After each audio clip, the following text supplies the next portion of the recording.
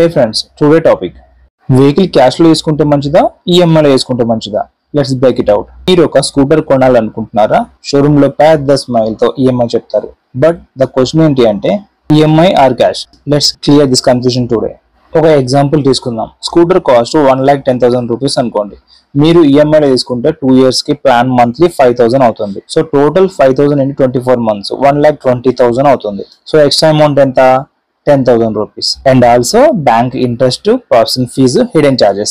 Everything is available in EMI. అలాగే in case మీరు cash లో కొంటున్నారనుకుంటే 1,10,000 one time payment, no tension, no interest, simplicity, peace of mind.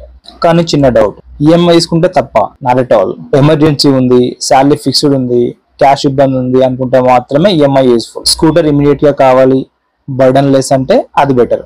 But one alert, ఈఎంఐలో interest కి add గా processing fees, complimentary insurance, penalty for delay, final గా 12,000 to 15,000 వరకు extra వస్తుంది. Plan smart, don't blindly sign papers. So final decision, budget clear ఉండి money రెడీగా ఉంటే cash లో కొనండి. Salary okay, tight situation, short EMIs with low interest plan చేయండి. But don't forget, pre closing option ఉండాలి.